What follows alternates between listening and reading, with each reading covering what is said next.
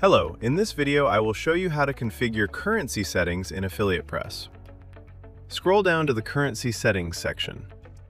Change the currency and click the Save button.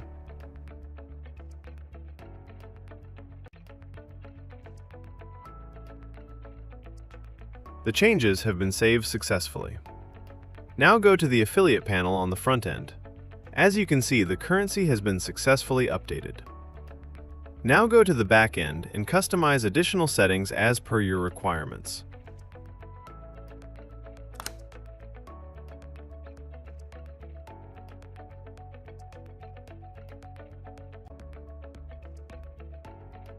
Click the Save button to apply the changes.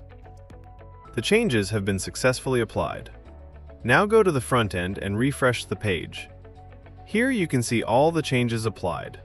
The currency symbol position, number of decimals, and currency separator have been updated. Thank you for watching our video. Please subscribe to our channel.